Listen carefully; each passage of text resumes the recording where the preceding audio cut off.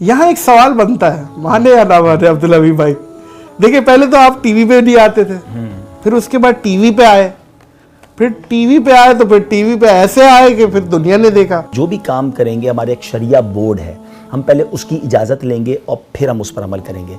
आपका असली नाम फैसल है, ये हमें पता चली बात। क्या बात है, ये बात सही पता चली हमें।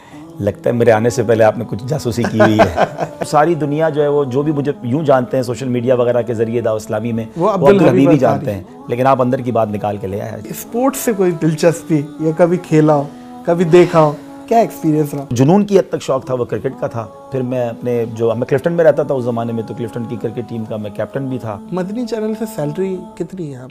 जी बहुत ज़्यादा सैलरी है मेरी अल्हम्दुलिल्लाह, और वो अल्लाह की रहमत से आखिरत की सैलरी है। 25 मिलियन, 30 मिलियन, 40 मिलियन, आप लोगों की कैसे व्यूवरशिप आ रही है? इसका जवाब तो आप दें, आपकी क्यों आ रही है?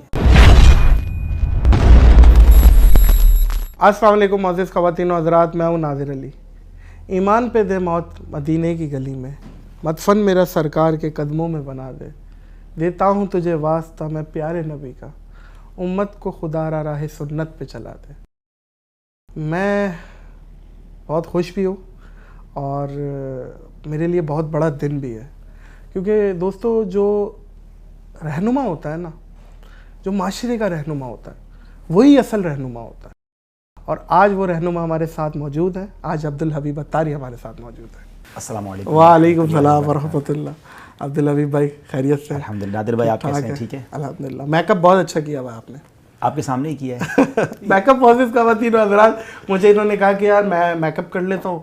मैं समझा कोई टचिंग वचिंग, बोला नहीं नहीं भाई ऐसी कोई बात नहीं, वज़ू करना है। मैंने कहा हमारे मेकअप तो खैर अब्दुल हबीब भाई कुछ और ही होते, खैर माशाल्लाह आपको तो ज़रूरत ही नहीं है। वैसे ताज़ा वज़ू जो है वो अल्हम्दुलिल्लाह इंसान को फ्रेश भी कर देता है, और दावत इस्लामी वाले हम अपने मदनी चैनल पर जाने से पहले यही मेकअप करते हैं। माशाल्लाह से आप अब्दुल हबीब भाई खूबसूरत बहुत है, गोरे भी हैं आप।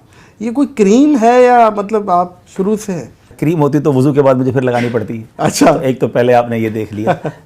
एक्चुअली ये अल्लाह की अता है, ज़ालिका फ़ज़्लुल्लाहि युअतीहि मन यशा, अल्लाह जिसे चाहे नवाजता है।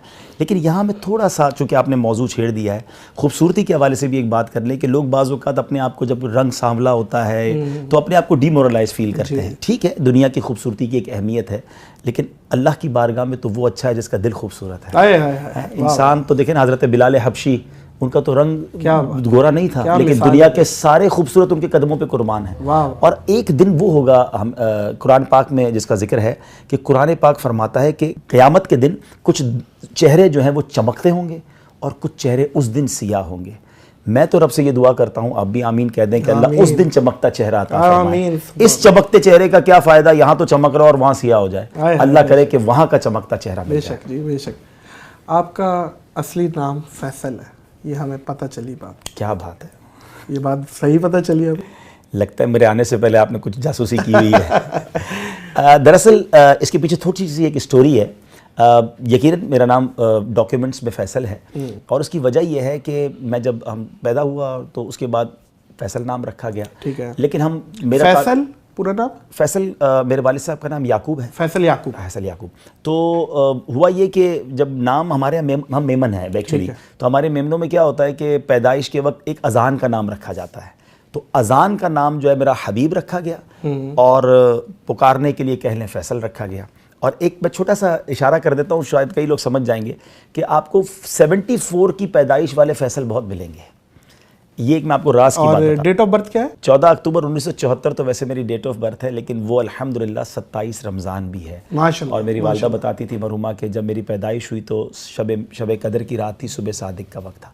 तो मैं बता ये रहा था कि तो अब हुआ ये कि जब मैं बाद में आके अपनी यंग एज में दावत इस्लामी में आया, और हमारे पीरो मुर्शिद अमीर अहले सुन्नत मौलाना इलियास कादरी साहब को जब पता चला कि मेरा अजान का नाम हबीब है, अच्छा मेरे दादा का नाम भी हबीब है, तो इस वजह से भी मेरा नाम हबीब रखा गया था। तो वालिद साहब ने रखा? वालिद साहब ने और वालिदा ने रखा होगा। तो फिर अमीर अहले सुन्नत ने, जब मौलाना इलियास कादरी साहब, उन्होंने कहा जब इतना प्यारा नाम है तो इनको फिर आप अब्दुल हबीब पुकारें। तो बस वहीं से अब सारी दुनिया जो है वो जो भी मुझे यूं जानते हैं सोशल मीडिया वगैरह के जरिए दाव इस्लामी में, वो अब्दुल हबीब ही जानते हैं, लेकिन आप अंदर की बात निकाल के ले आए। कितने ममालिक में आपका एक्सपीरियंस रहा है ट्रैवलिंग का? टोटली कभी बैठ के इस तरह पूरा कैलकुलेट तो नहीं किया। अगर मैं अप्रॉक्सीमेटली बताऊं तो मेरे मोर देन 300 इंटरनेशनल ट्रैवल्स होंगे, और उसमें अगर कंट्रीज़ को मैं काउंट कर लूं तो 62-63 कंट्रीज होंगी। मैं कह रहा हूँ मौजूद ख़वातीन हज़रात, इतनी ट्रैवलिंग, बंदों का कान बंद हो जाए इतनी ट्रैवलिंग कर करके। अब्दुल हबीब भाई, इतनी ट्रैवलिंग, 62-63 कंट्रीज, फ्रेश कंट्रीज। जी जी जी। ये यानी तो अगर हम इसको मल्टीप्लाई करें कि कई कंट्रीज में 20 बार जाना हुआ, कहीं 30 बार ये जाना, तो वो मिला के वो count नहीं कर 300 रहे हो आप। जाएंगे। ओह, इसलिए मैंने कहा कि वो 300 से ज़्यादा ट्रैवल हो जाएंगे। कंट्रीज जहाँ पर विजिट हुआ वो ऑलमोस्ट 62 तो आपको तो एयरपोर्ट्स के अक्सर हमले, जी जी जी, ऐसा है, आते जाते रहते हैं। कई बार तो ऐसा भी हुआ कि एयरलाइन वालों ने कहा अभी थोड़े दिनों पहले तो हमारे साथ थे जहाज में, तो वो हो जाता है ज़ाहिर जब आप ट्रैवल करते हैं तो। अब मैं इसको ज़्यादा ऑनर इसलिए फील करता हूँ कि ये ऑलमोस्ट ट्रैवलिंग जो है वो दीन के लिए। आप एक शो भी करते थे, वो मुक़द्दस मकामात पे आप जाते थे और उसकी हिस्ट्री भी बताते थे, वो इस पे भी आपकी बहुत ट्रैवलिंग हुई और वो एक मेरी हॉबी भी है अल्हम्दुलिल्लाह। मज़ारात औलिया पर हाज़िरी, मुक़द्दस मकामात पर हाज़िरी, तो उसमें मैंने सबसे पहले तो हरमैन तैयबैन को कवर किया, उसके बाद बगदाद शरीफ को कवर किया, फिर इजिप्ट को किया, टर्की को किया, जॉर्डन को किया, दुनिया में जहाँ जहाँ जो है वो समझ लें कि मुक़द्दस टर्की को किया, और उसके बाद बांग्लादेश में जब मैं गया तो वहाँ के मज़ारात औलिया और मुक़द्दस मकामात को कवर किया। इंडिया गया तो हमने एक प्रोग्राम किया, ये देश है मेरे ख्वाजा का, और हम उसमें मैंने बम्बई से लेकर। इंडिया कब गए थे? इंडिया में ऑलमोस्ट 5 टाइम्स जा चुका हूँ अल्हम्दुलिल्लाह, और वहाँ हमारी बहुत बड़ी फॉलोवरशिप है, लाखों लोग दावत इस्लामी के चाहने वाले हैं। अगर आप दुनिया के मैप को देखें ना, तो अगर दुनिया का एक कोना अगर देखें तो ऑस्ट्रेलिया से आगे फिजी है। फिजी को कहा जाता है almost end of the world. इधर आ जाए तो अमेरिका में सैन फ्रांसिस्को या कनाडा में कैलगरी से आगे जाए तो ये दुनिया का एंड बनता है। नीचे जाएँ तो साउथ अफ्रीका का जो केप टाउन है वो एंड ऑफ द वर्ल्ड बनता है। तो अल्लाह ने इन तमाम तीनों किनारों पर सफ़र करने की सआदत दी। और ये भी आपको जानकर खुशी होगी कि जिस ऑर्गेनाइजेशन से मेरा ताल्लुक़ है दावत इस्लामी का, इन तमाम जगहों पर दावत इस्लामी का नेटवर्क भी मौजूद है। जब मैं फ़िजी गया तो फ़िजी जाकर मुझे पता चला कि ये वो जगह है जहाँ सूरज सबसे पहले दुनिया में निकलता है, यानी ऑलमोस्ट दुनिया का सुबह सबसे पहले वहाँ होती है। तो मुझे बड़ी खुशी हुई कि जब मैंने वहाँ नमाज फ़जर अदा की कि आज मैं उस जगह फ़जर अदा कर रहा हूँ कि आज दुनिया में सबसे पहले जो फ़जर अदा कर रहे हैं उनमें मैं भी उस पर शामिल हूँ। उसकी फ़ीलिंग एक और थी कि अल्लाह तूने दुनिया का वो कोना भी दिखाया, मुझे अजान देने की भी सआदत मिली वहाँ पर, तो एक बड़ा दिल को खुशी हासिल हुई। तो कुछ वाकई लाइफ टाइम एक्सपीरियंस होते हैं। इसी तरह जॉर्डन में एक ट्री है, वो भी मेरे चैनल पे मौजूद है, हमने उसको विज़िट किया था, जिसको वहाँ के लोग सहाबी ट्री कहते हैं। अच्छा। बेसिकली तो उसको सहाबी नहीं कह सकते, लेकिन वो ट्री है जिसने नबी पाक अलैहिस्सलाम ने उसके साए में बैठकर आराम किया था। तो वो आज भी पूरे रेगिस्तान के अंदर आज भी वो अकेला ट्री खड़ा हुआ है, दुनिया उसे देखने जाती है। तो जब ट्री को विज़िट किया था और वहाँ भी मैंने अजान दी थी कि चले ये ट्री भी अजान का गवाह हो जाए, तो वो एक फ़ीलिंग ज़रा एक्स्ट्रा ऑर्डनरी थी। ऐसे बहुत सारे वाक़यात हैं, ज़ाहिर 62 कंट्रीज़ हों तो बातें तो बहुत सारी हो जाएंगी। स्पोर्ट्स से कोई दिलचस्पी या कभी खेला हो, कभी देखा हो, क्या एक्सपीरियंस रहा? जी, बचपन में तो मैं स्पोर्ट्स का दीवाना था।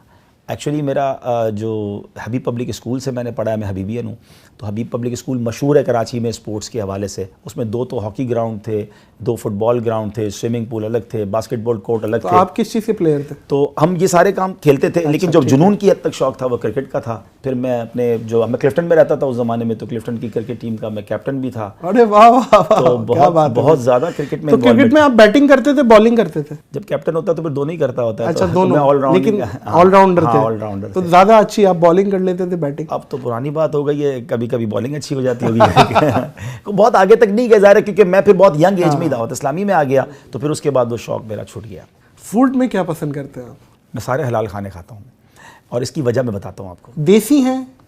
मैं इसलिए कह रहा हूँ कि मैं सारे खाता हूँ कि जब व्हेन यू आर ट्रैवलर, जब आप ट्रैवलर होते हैं ना, तो आपको अपनी जो है ना बहुत ज़्यादा किसी चीज़ पे जो है ना फोकस नहीं होना चाहिए कि अपने कंफर्ट जोन से निकलने का नाम ही ट्रैवलिंग है। वरना क्या होगा कि आप अमेरिका में जाके भी बिरयानी ढूंढ रहे होंगे, तुर्की में जाकर भी खिचड़ा ढूंढ रहे होंगे, और आप कहेंगे जरा आप रोटी नहीं मिलेगी तो मैं खाना नहीं खाऊंगा। तो मैं जब भी कहीं जाता हूँ लोग ये सवाल ज़रूर करते हैं कि आप आए हैं पाकिस्तान से, आप क्या खाएंगे? मैंने कहा जो आपके यहाँ बनता है वही खाऊंगा, सिर्फ हलाल होना चाहिए, ज़बीहा ठीक हो, ताकि अपने आप को फ्लेक्सिबल रखें तो आप ट्रैवल कर सकेंगे। लेकिन नो डाउट इंसान की कुछ पसंद होती है, तो यूँ वैसे देखा मैं तो वैसे अब्दुल हबीब भाई ट्रैवलिंग में ना 10 पैक भी आजकल मिलते हैं, तो वही ले जाता हूँ। तो स्विट्जरलैंड में न्यारी खोल के बैठ गया था, उसका मजा हो रहा था। लेकिन न्यारी खोल के बैठ एक और मशवरा दूंगा जो लोग आपके जरिए में देख रहे हैं कि अगर आप ज्यादा ट्रैवल करना चाहते हैं ना, फ्रूट लवर बन जाएं। फ्रूट्स, अल्लाह की शान है कि केला दुनिया में कहीं भी जाए वो बनाना का टेस्ट एक ही होगा, ना उसको ज़िबा करना पड़ेगा, ना उसका हलाल पूछना पड़ेगा। ऑरेंज ऑरेंज ही है, एप्पल एप्पल भी है। फ्रूट पे अगर आप रहेंगे तो फ्रेश भी रहेंगे, और आपको हलाल हराम का मसला भी नहीं रहेगा, और आप बड़े इजी रहेंगे। कुछ लोग बेचारे फ्रूट कम खाते हैं या उनको पसंद नहीं है, वल्ला उनको फ्रूट लवर बन जाए तो ट्रैवल इजी हो जाएगा। बयानात कब से कर रहे हैं आप, जो इस्लामिक बयानात जो प्रोफेशनली आप कर रहे हैं दावत इस्लामी में, मदनी चैनल में, और इससे भी पहले? देखें, अल्लाह की रहमत से, अल्लाह पाक का हम जितना शुक्र अदा करें कम है कि हमें शहर कराची में एक ऐसी अजीम हस्ती मिली है जिन्होंने लाखों करोड़ों लोगों को बदल दिया है। मेरी मुराद मौलाना मोहम्मद इलियास अत्तार कादरी साहब हैं, और मेरी खुशबख्ती है कि मेरे चाइल्डहुड में ही मेरे वालिद साहब अमीर अहले सुन्नत के करीब हो गए, तो मुझे बचपन में ही अपने साथ ले जाते थे। मैं स्कूल भी जाता था मगर उनके पास भी जाता था, तो फर्स्ट इंस्पिरेशन तो वहाँ से मिली। मैं अपने स्कूल में नात कंपटीशन में नात पढ़ता था, जब स्पीच कंपटीशन होता तो मैं तकरीर करता था। अच्छा, बाय द वे नात सुननी है मैंने आपसे, इंशाल्लाह कंटिन्यू करें। इंशाल्लाह। तो मैं फिर उसके बाद वहाँ स्पीच कंपटीशन में शिरकत करता था। फिर उसके बाद जब थोड़ा सा मज़ीद इस माहौल में आए तो अपने इलाके की मस्जिद में दर्स देना शुरू किया। अल्लाह मेरे वालिद साहब की मग़फ़िरत फरमा, मुझे कहते थे बेटा आप जुम्मे की नमाज में बयान शुरू करो ताकि आपकी बयान की प्रैक्टिस बने।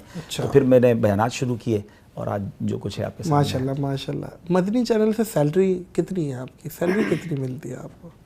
क्योंकि आप मदनी चैनल के हेड हैं, दावत इस्लामी वेलफेयर के हेड हैं, और बहुत सारे इदारे हैं जो आप लीड करते हैं, तो आपकी सैलरी तो बहुत ज़्यादा होगी। जी बहुत ज़्यादा सैलरी है मेरी अल्हम्दुलिल्लाह, और वो अल्लाह की रहमत से आखिरत की सैलरी है, वो नेकियों की सैलरी है।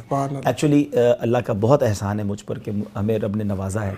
मैं एक बिज़नेसमैन फैमिली से ताल्लुक़ रखता हूँ। सही है। तो जब मैं अपने वालिद साहब का बड़ा बेटा हूँ, तो वालिद साहब ने मुझे शुरू में ही कह दिया था कि बेटा आपने दीन का काम करना है, कारोबार को हम देखेंगे। तो अल्हम्दुलिल्लाह कारोबार हमारा काफ़ी अच्छा है, और मेरे बाद मेरे एक भाई हैं वो बिज़नेस को देखते थे, वालिद साहब देखते थे, उन्होंने मुझे फ्री किया हुआ था, लेकिन मुझे अपनी कंपनी में उन्होंने पार्टनरशिप उसी वक्त से दी हुई थी कि वो कंपनी की अर्निंग से मुझे मिलता था। और अब्बू का एक जुमला होता था कि बेटा दावत इस्लामी से कभी कुछ लेना नहीं है, आपने देना है। तो अल्लाह की रहमत से आज तक तो 1 रुपया दावत इस्लामी से नहीं लिया।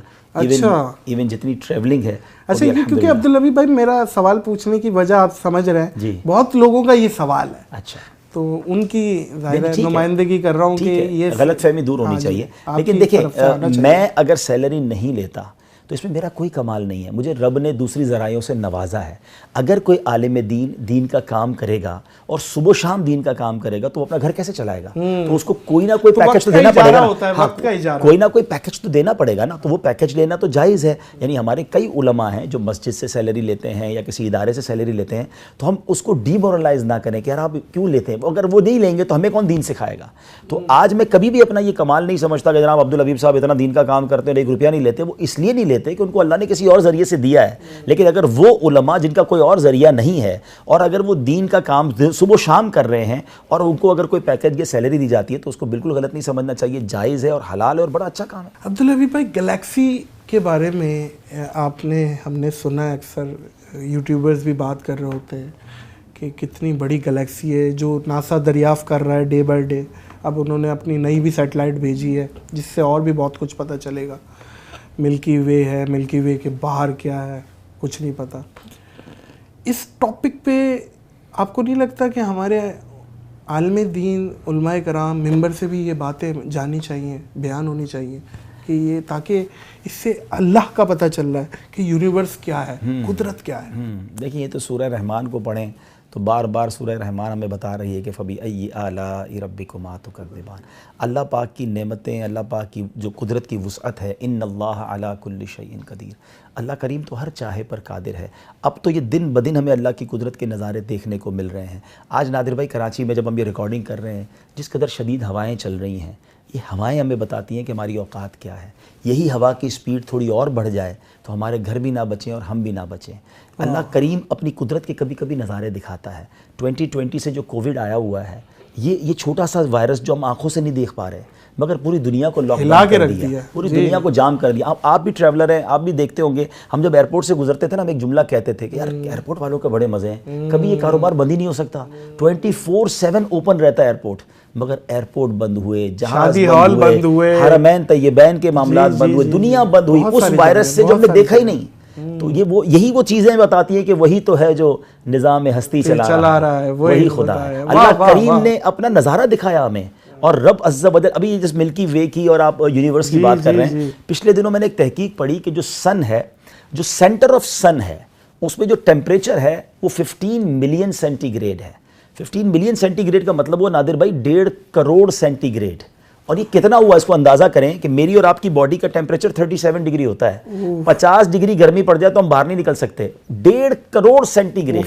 अच्छा, अब जरा मैं कह रहा हूं सेकंड के करोड़वें हिस्से में जल के खत्म होगा। अब लेकिन अब इसकी खूबसूरती देखें, अभी सर्दियों में हम जब बैठते हैं तो किसी जगह आग जलाई और हम उसके करीब बैठते हैं, ठीक है, लेकिन एक तनासुब के साथ बैठते हैं। यार इतना दूर बैठेंगे तो मजा आएगा, गर्मी भी मिलेगी, थोड़ा करीब जाएंगे तो घबराहट होगी, जलन होगी, और दूर चले जाएंगे तो गर्मी नहीं मिलेगी। एक लिमिट है ना। ठीक है। अल्लाह करीम ने उस सूरज को इस जमीन से किस खूबसूरत तनासुब से दूर रखा है। वाह वाह वाह, 1.5 करोड़ सेंटीग्रेड गर्म चीज है, वो जमीन से इतनी दूर रखी मेरे मालिक ने कि 40 डिग्री से ऊपर ना हो, 50 डिग्री से ऊपर ना हो। यही सूरज थोड़ा करीब आ जाए तो अगर सिर्फ 100 डिग्री टेम्परेचर जमीन का हो जाए, हम सबकी जिंदगी खत्म हो जाए। यही सूरज थोड़ा ऊपर चला जाए तो जमीन माइनस में चली जाएगी, सारी दुनिया बर्फ में डूब जाएगी। रब्बे करीम के ये कुदरत के नज़ारे हैं जो पुकार पुकार कर कह रहे हैं कि अल्लाह की कुदरत देखो और उस रब से अपनी मोहब्बत में इजाफा करो। तो कुरान बताता है हमें ये सारी साइंटिफिक चीज़ें, और अगर हम वाकई साइंस को जिस तरह आप कार्य स्टडी करें तो बिल्कुल इसको बताता है। तो अल्हम्दुलिल्लाह हम इसको बयान कर रहे होते हैं। जिस तरह आपने कहा कि क्यों बयान नहीं होती, तो यकीनन उलमाए किराम कुरान की तफसीर के ज़रिए भी से बयान करते हैं। नात हो जाए। सोचता हूँ मैं वो घड़ी, क्या जब घड़ी होगी। सोचता हूँ मैं वो घड़ी, क्या जब घड़ी होगी। सोचता हूँ मैं वो घड़ी, क्या जब घड़ी होगी। जब दरे नबी पर हम सबकी हाज़री होगी। जब दरे नबी पर हम सबकी हाज़री होगी। बात क्या है बादे सबा, इतनी क्यों मुआतर है। बात क्या है बादे सबा, इतनी क्यों मुआतर है। सब्ज सब्ज गुंबद को चूम कर चली होगी। सब्ज सब्ज गुंबद को चूम कर चली होगी। बड़ी प्यारी तमन्ना है। आरज़ू है सीने में घर बने मदीने में। आरज़ू है सीने में घर बने मदीने में। हो करम जो बंदे पर बंदा परवरी होगी। सोचता हूँ मैं वो घड़ी, क्या जब घड़ी होगी। जब दरे नबी पर हम सबकी हाज़री होगी। सुभान अल्लाह, कितनी अच्छी आवाज़ है। ये आपकी ज़ाती आपने रिलीज़ की है ये नात? जी, नात भी यूट्यूब पे मैंने पढ़ी है अल्हम्दुलिल्लाह, और भी काफ़ी सारी नातें हैं जो हम पढ़ते रहते हैं अल्हम्दुलिल्लाह। अच्छा अब्दुल हबीब भाई, एक चीज़ मेरे दिमाग में आ रही है, आपने पूरे मुक़द्दस मकामात पूरी दुनिया में कवर किए। अब बहुत सारी चीज़ें क्लेम होती हैं अलग अलग ममालिक में, जैसे असहाबे कहफ की जो जगह है तो वो ओमान में भी है, जॉर्डन में भी है, और भी कहीं एक दो जगह शाम में भी है। तो इनमें से वेरीफाइड कौन सी है? जैसे हज़रत अवैसे करनी के मज़ारात बहुत से क्लेम होते हैं, अम्बिया के भी। तो कैसे पता चले कि वेरीफाइड जगह, ऑथेंटिक जगह कौन सी? असल में देखिए, पहले तो ये बात हमें समझना होगा कि ये क्यों एक जगह से, एक से ज़ायद जगहों पर ये मज़ारात या ये मुक़द्दस मकामात हैं। ये जितने भी मकामात हैं ना, ये हज़ारों साल पुराने हैं। सही। अब अंबिया के मज़ारात जो हैं वो हज़ारों साल पुराने हैं। असहाबे कहफ का वाक़या, इसको भी हज़ारों साल हो गए। तो हज़ारों साल पुरानी हिस्ट्री जो है वो कई जगहों पर जो है वो मिक्स हो गई है। तो एक ज़ायर के तौर पर एक मसला बता देता हूँ कि अगर किसी मकाम के बारे में मशहूर है कि किसी नबी का मज़ार है या कोई मुक़द्दस मकाम है और आप उस ताज़ीम के लिए वहाँ गए और वहाँ आपने उसको दुआ की, तो इंशाअल्लाह आपको उसकी बरकत मिल जाएगी, क्योंकि आपकी नीयत वो थी। अच्छा, अब जो असहाबे कहफ के बारे में है, यकीनन ये एक बड़ा टिपिकल क्वेश्चन है। मैं अल्हम्दुलिल्लाह इन तीनों मकामात पर गया हूँ। ओमान में भी गया हूँ, सीरिया में भी गया हूँ और जॉर्डन में भी गया। अच्छा, जब मैं जॉर्डन गया तो वहाँ कुछ लोग आए हुए थे और उन्होंने कंफर्म किया, जो आसार कदीमा का इदारा है इंटरनेशनली, उन्होंने कहा कि ये वो मकाम है। और उन्होंने फिर मैंने कहा आप कैसे कह सकते हैं? तो सुभान अल्लाह, असाब जो सूरह कहफ है उसके अंदर उसमें कुछ निशानियाँ हैं असाब कहफ के गार की, कि उसके ऊपर एक मस्जिद बनी हुई होगी, सूरज उसके मशरिक से निकलता होगा जहाँ से उसकी किरणें आती हैं। तो मैं असाब कहफ के गार के अंदर गया, उन्होंने मुझे वो जगह बताई कि जहाँ से सूरज की किरणें आती हैं। इसके ऊपर जो है मस्जिद भी बनी हुई है। 3 निशानियाँ जो कुरान बताता है, वो तीनों निशानियाँ उस गार के साथ मौजूद हैं। और ये मैंने ऑन एयर रिकॉर्ड भी की, यूट्यूब पे भी आप उसे देख सकते हैं, मदनी चैनल के ज़रिए हमने उसको प्रोग्राम को दिखाया था। तो असाब कहफ के उस गार में मुझे जाने की सआदत मिली कि जहाँ असाब कहफ आराम फरमा है। अब उनके मज़ारात भी उसी के अंदर हैं। उस वक्त वो सोए थे वहाँ पर 300 से ज़्यादा साल, और अब उनके मज़ारात भी उस गार के अंदर ही मौजूद। अच्छा, वही मौजूद है उनके। एक कार्टून भी चल रहे हैं आजकल, आप लोग उसे प्रोड्यूस कर रहे हैं, गुलाम रसूल के नाम से। और वो बल्कि मेरे घर में भी चलते हैं। वो बच्चों को बड़ा सोशली भी बड़े मैसेज दिया जाता है और दीनी एतबार से भी मैसेज दिया जाता है उसमें। उसका आइडिया किसका था, किसने उसको एग्जीक्यूशन की तरफ लेके गया, वो क्या है ज़रा बताया? असल में हमारा कार्टून एकदम दावत इस्लामी की तरफ से आना, ये हमारा एक स्लोगन है एक्चुअली। वो उसमें बड़ा जो समझे कि इसमें डाइवर्सिटी है। वो स्लोगन ये है कि मुझे अपनी और सारी दुनिया के लोगों की इस्लाह की कोशिश करनी है। याद है ना आपको? आप जरा एक बार कह दें, मुझे अपनी और सारी दुनिया के लोगों की इस्लाह की कोशिश करनी है इंशाअल्लाह अज़्ज़ा वजल। बस याद हो गया आपको, ये बच्चे को हमने याद करा दिया। अच्छा, जब सारी दुनिया के लोगों की इस्लाह की कोशिश करनी है ना, तो हर मैदान में जाके करनी है। अब बच्चों से कार्टून नहीं छुड़वाए जा सकते थे। हम पहले टीवी पे नहीं आते, वाह वाह वाह वाह, ठीक है, पहले हम टीवी पे नहीं आते थे। अब टीवी घर से निकाल नहीं सकते आप खुद टीवी पे जाएं और उसमें नेकी की बात कर लें। तो वहां जाकर हमने ये बात की। अब तो दौर बल्कि स्मार्टफोन का आ गया, सोशल मीडिया पे आपको पता है हमारी कितनी बड़ी प्रेजेंस है? 4.25 करोड़ फॉलोवर्स हैं दावत इस्लामी के मुख्तलिफ प्लेटफॉर्म्स पर। मैंने आपका डिजिटल भी विजिट किया था, मदनी चैनल भी विजिट किया था। और मौजूद ख़वातीन हज़रात, मैं हैरान दंग बंग रह गया कि आपकी हमारी सोच है, जो जितना बड़ा इन लोगों का नेटवर्क है और जिस लेवल पे काम कर रहे हैं और जितना बड़ा डिजिटल पे आप लोगों का प्लेटफॉर्म है, घर घर तक पहुंच रही है जी। 4.25 करोड़ के करीब हमारे फेसबुक, इंस्टाग्राम, ट्विटर सब मिला के यूट्यूब फॉलोवर्स हैं मुख्तलिफ पेजेस पर। अच्छा, अब ये प्रॉब्लम आई कि बच्चों को कार्टून्स दिखाए जा रहे थे और अनफॉर्चुनेटली उन कार्टून के जरिए बच्चों के अखलाक खराब हो रहे थे। जी, उनको अलग अलग रस्म और रिवाज सिखाए जा रहे थे। बड़े अजीबो गरीब कार्टून थे। आप यकीन करें अब्दुल हबीब भाई, मैं नाम नहीं ले सकता, अजीब, वो पता नहीं क्या, वो हिंदुआनी और बहुत सारी रस्में तो फिर सिखाई जा रही थी। तो अब अगर बच्चों को कार्टून के जरिए नहीं छुड़ाया जा सकता कार्टून, तो क्यों ना इस्लामिक कार्टून्स लाए जाएं। तो हमने अल्हम्दुलिल्लाह जो भी स्टेप उठाया ना, मुफ्तियान कराम से पहले रुजू किया, उनसे शरई अप्रूवल ली और फिर ये कार्टून लॉन्च किए। इस वक्त पोजीशन ये नादिर भाई कि हमारा almost her cartoon 20 to 25 million उसके व्यूज आते हैं यूट्यूब पर। आप किड्स लैंड पे जाके खुद देख लें, अभी आपके फॉलोअर्स देख लें। जी, जाए सर्च करें, पहले पॉडकास्ट देख लें, पॉडकास्ट के बाद आपने Ghulam Rasool kids land channel है, उसे आपने देखना है। और ऐसा ही है जितने व्यूअरशिप ये बता रहे हैं, बिल्कुल ऐसा ही है।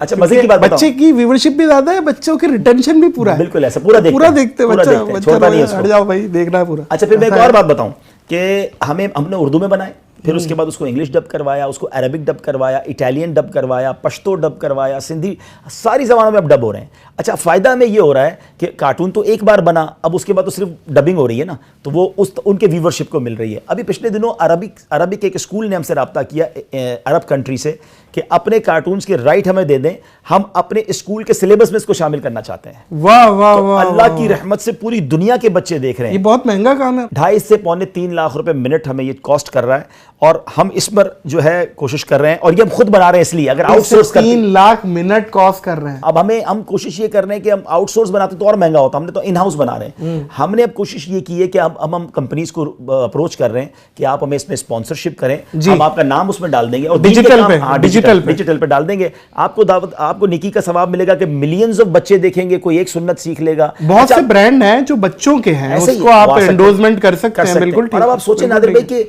बच्चा जो है अगर कार्टून देख के माँ बाप के हाथ चूमना शुरू कर दे, बच्चा कार्टून देख के दुआएं पढ़ना शुरू कर दे, बच्चा कार्टून देख के सुन्नत पर अमल करे और बुरे लड़ाई झगड़े से बचे, तो और क्या। देखिए, पर्सनली मैं आपको बताऊं अब्दुल हबीब भाई, ये बहुत अच्छा इनिशिएटिव है जो आप लोगों ने लिया, और ये बहुत ये कॉपी हो जाएगा, आइडिया हो जाएगा। ये अच्छे की नकल भी अच्छी, हम तो चाहते हैं। हम तो मज़े की बात बताऊं, हम इतना ब्रॉड विजन वाले लोग हैं, हम करोड़ों रुपए की किताबें बनाते हैं और वो किताबें PDF पे डाल देते हैं कि सारी दुनिया रीड कर ले। हालांकि हम उस पर भी पैसे रख सकते हैं, लेकिन मकसूद कमाना नहीं है, दीन पहुंचाना है। हमारे साथ कोई और भी अगर चैनल बनाता है, कोई और भी कार्टून्स बनाता है, तो फबीहा सुभान अल्लाह।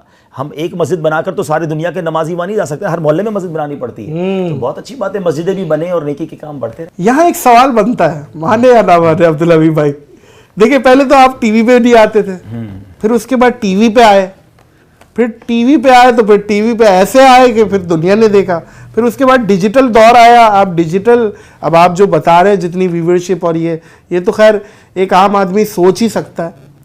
तो ये कैसे आप ये हर चीज़ में फिर इतना ज़्यादा बड़ा कर लिया हर चीज़ को?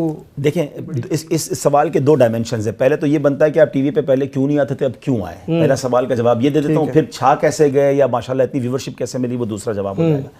देखें, हमारी जो हमेशा से दावत इस्लामी का एक मोटिव है कि हम जो भी काम करेंगे, हमारे एक शरिया बोर्ड है, हम पहले उसकी इजाज़त लेंगे और फिर हम उस पर अमल करेंगे।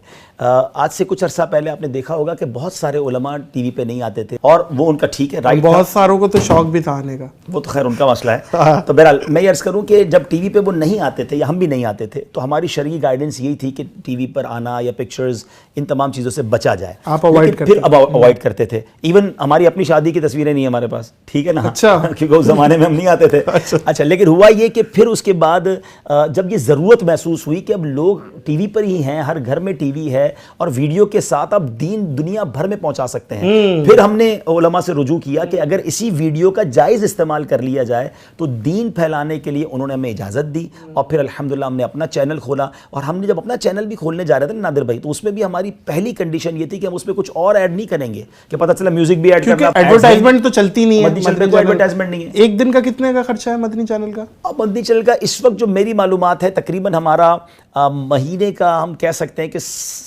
6 से 7 करोड़ पे खर्चा, तो रोज का 20 लाख रुपए आप जो पैमरा को देते हैं और दूसरी जगहों को 700 लोग 750 लोग काम करते हैं, और उसके बाद फिर ये सारा सैलरीज हैं, सारे प्रोफेशनल 6 से 7 तो सैटेलाइट पर मदनी चैनल चाह रहा है पूरी दुनिया में। अच्छा, मैं और मज़े की बात बताऊं, पिछले दिनों पाकिस्तान के सैटेलाइट सर्विस प्रोवाइडर हमारे पास आए थे। मैंने वैसे ही उनसे सवाल कर लिया कि हम दुनिया के जितने मुल्कों में देखा जा रहे हैं और कौन सा चैनल है पाकिस्तान का, तो उन्होंने मुझे बताया, जो मुझे भी नहीं पता था, कि पूरे पाकिस्तान में जो पाकिस्तान में सबसे ज़्यादा दुनिया की सैटेलाइट पर देखा जाने वाला चैनल है वो मदनी चैनल है। एक बात बताएं अब्दुल हबीब भाई, इतनी वेलफेयर्स हैं पाकिस्तान में, कराची में, हर जगह, आप लोगों को क्यों ज़रूरत पेश आ गई कि आप लोग भी वेलफेयर खोल के बैठ गए? देखिए, इसके तो 2 जवाब हैं। पहले तो जितनी भी वेलफेयर है कम है पाकिस्तान में, अभी भी बहुत गुर्बत है, बहुत ज़रूरत कम है, या वो काम नहीं कर रही? मैं ये नहीं कहूँगा, अभी और ज़रूरत है।